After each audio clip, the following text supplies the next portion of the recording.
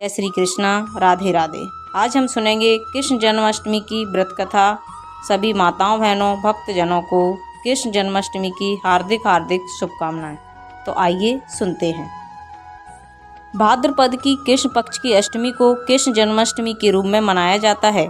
इस तिथि पर भगवान श्री कृष्ण का जन्म कंस के कारागृह में हुआ था, इसलिए इसे कृष्ण जन्माष्टमी के रूप में मनाया जाता है। इसी दिन श्री कृष्ण जन्मोत्सव के उपलक्ष्य में अर्धरात्रि में व्रत रखकर भगवान का प्रसाद लिया जाता है और प्रसाद के रूप में फलाहार तथा धनिये की पंजीरी और पंचामृत का प्रयोग किया जाता है। दूसरे दिन इसी उपलक्ष्य में नंद महोत्सव भी मनाया जाता है। ऐसी मान्यता है कि जन्माष्टमी के दिन उपवास करने से मनुष्य 7 जन्मों के पाप से छूट जाता है। आइए अब जान लेते हैं किस जन्माष्टमी से जुड़ी व्रत कथा। द्वापर युग में जब पृथ्वी पाप तथा अत्याचारों से तपने लगी, तब वह गाय का रूप बनाकर सृष्टिकर्ता ब्रह्मा जी के पास गई। ब्रह्मा जी ने जब सभी देवताओं के साथ पृथ्वी जी की दुख भरी कथा सुनी, तब सभी देवताओं ने ब्रह्मा जी से कहा, यह तो अत्यंत चिंता का विषय है, हमें भगवान विष्णु के पास चलना चाहिए। तब सभी देवता गण ब्रह्मा जी और पृथ्वी को साथ लेकर शेष सागर के पास चले गए। वहां पर भगवान विष्णु अनंत सैया पर सो रहे थे। सभी देवताओं ने भगवान विष्णु की स्तुति करी। देवों की स्तुति करने पर भगवान विष्णु की निद्रा भंग हो गई और भगवान विष्णु ने सभी से आने का कारण पूछा। तब पृथ्वी बोली, हे प्रभु, मेरे ऊपर बड़े पाप और अत्याचार हो रहे हैं, इसका निवारण कीजिए। यह सुन भगवान विष्णु बोले, मैं ब्रजमंडल में कंस की बहन देवकी के गर्भ से जन्म लूंगा। तुम सभी ब्रजभूमि में जाकर अलग अलग कुल में अपना शरीर धारण करो। इतना कहकर भगवान विष्णु अंतर्ध्यान हो गए।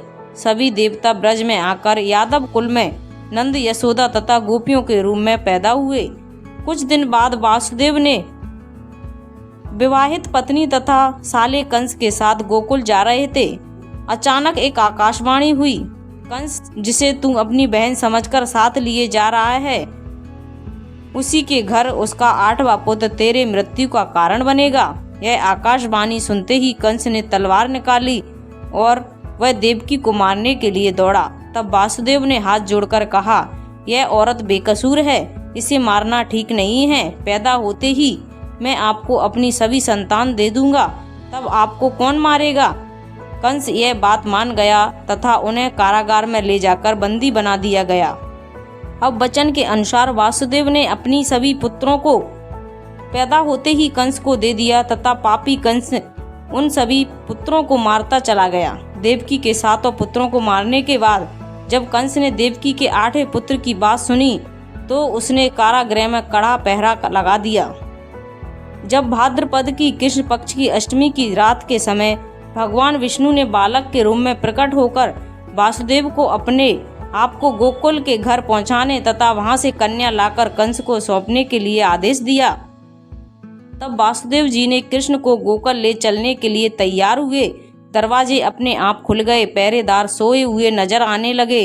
यमुना पार कर वासुदेव गोकुल पहुंच गए। सोई हुई यशोदा को देखकर उन्होंने बालक कृष्ण को उनके पास सुला दिया और सोई हुई कन्या को लेकर कारागृह में पहुंचे। तब कारागृह के सभी दरवाजे अपने आप बंद हो गए। सिपाहियों ने कंस को सूचना दी।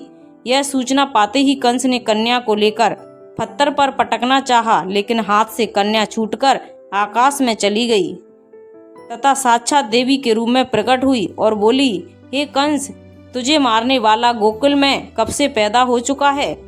इसी प्रकार भगवान श्री कृष्ण धरती पर अवतरण हुआ।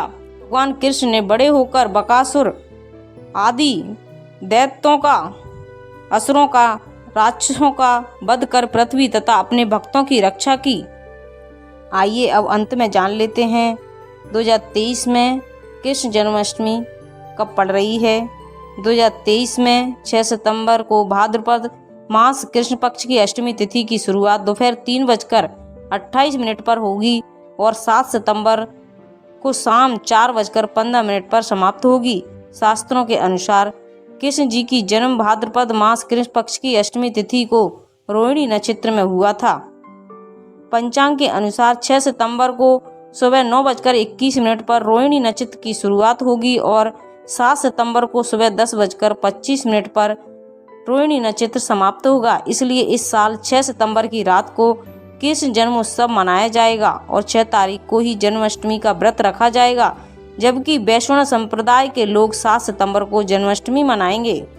तो ये थी हमारी कृष्ण जन्माष्टमी की व्रत कथा, उसका शुभ मुहूर्त कब से कब तक रहेगा, व्रत कब रखा जाएगा। अगर आपको अच्छी लगी तो प्लीज़ चैनल को लाइक, शेयर एंड सब्सक्राइब कीजिए, साथ में बेल आइकन को ऑन कर लीजिए ताकि जब भी लेटेस्ट वीडियो अपलोड करें तो उसकी जानकारी आपको सबसे पहले मिल जाए।